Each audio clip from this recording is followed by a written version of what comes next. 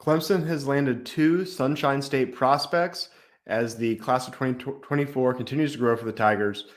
Before I dive into them, if you haven't already, please subscribe to this channel. And if you have, please like this video. Really appreciate it. We're almost at 370 subscribers now. So thank you. I also want to ask everyone who is a subscriber who's watching this, we're kind of at the stage now. Clemson's landed 3 stars in a row. They're starting to have to expand the board.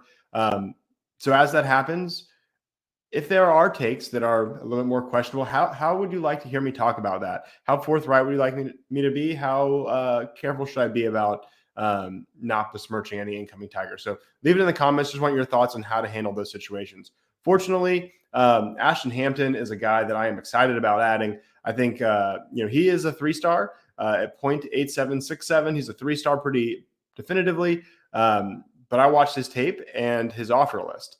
So I like to look at 3 things. I do think the star rating and especially the 4-digit one from the 24/7 composite are useful. I'm not one of these people who says they're meaningless. Only look at the tape or only look at trust the coaches or only look at offer lists. I actually think they're really valuable, both in aggregate or especially in aggregate, but even for individual players. But I also like to look at some other things, and one of those is the offer list. Ashton Hampton out of Tallahassee, Florida. 6'2", 190, listed as a safety. I've also seen him listed as an athlete because he plays wide receiver, cornerback, and safety. He had offers from Arkansas, Florida State, Florida, and Louisville. So certainly not a reach by any means for Clemson to add him. I watched his tape and was really impressed with him at cornerback. Not as much. There wasn't as much on film at safety, but he looked pretty good. And at wide receiver also looked really good. So despite being a 3-star, I was extremely impressed with both his offer list, but also his tape.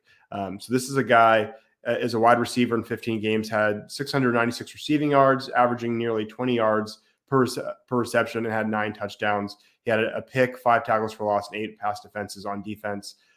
Overall, was really impressed with him. I imagine I would think he'd be more of maybe a nickel, perhaps, but could see him at either safety or maybe cornerback if Clemson doesn't land Corey Gibson, who's I think a lot of people are saying is going to Texas. He's from Texas. Then I could see him kind of filling in as a cornerback. Was impressed with his tape there. Really happy with his take. Good ad for Clemson. The other one is Adam Kissayi. He is a 6'7.5" defensive end. He's a little light for that size at 230 pounds. But unlike some others who came in, Samuel Davis is one that kind of sticks in my mind as he was really light for a defensive end and just kind of struck me as this seems like this guy's just, it's going to be hard for him to grow into the position at the college level in the ACC, and let alone a team that's trying to compete for national championships. He was under 200 pounds as a freshman. He's up to 230. He knows, I really like some of his comments about knowing how important both flexibility and gaining muscle are.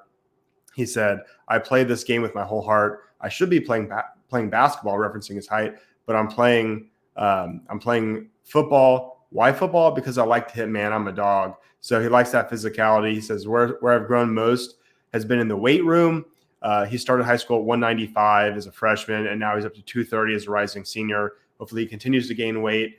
And he said that's something that's helped on the football field. So watching his tape, he's got some good speed. I was not as impressed with him as I was with Clemson's other defensive end commit, Darian Mayo, who's also 6'7". He's 250, so he's got more weight to him. He's out of Maryland.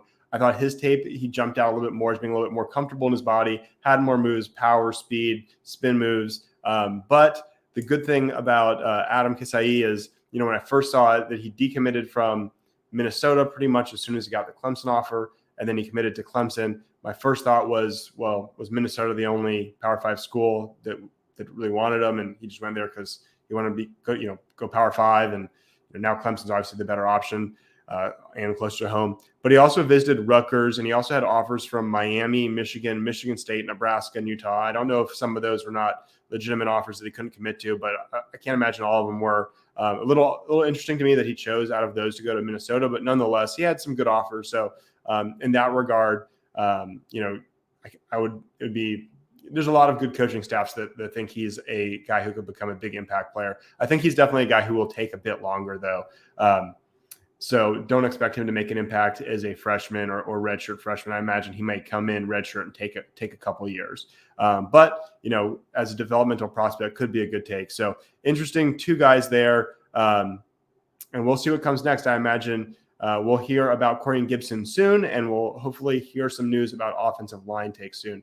If you're not already, again, please subscribe to this channel. As the calendar turns to August, I've got a couple plans for season preview and a couple of videos previewing the offense, both the passing offense, the rushing offense separately, some over-unders for the offense, and then the defense and the schedule. So a lot of good stuff coming up as we move a little bit away from recruiting to the actual season in the next couple of weeks. So be sure to subscribe if you haven't already. Thanks for watching. I really appreciate you.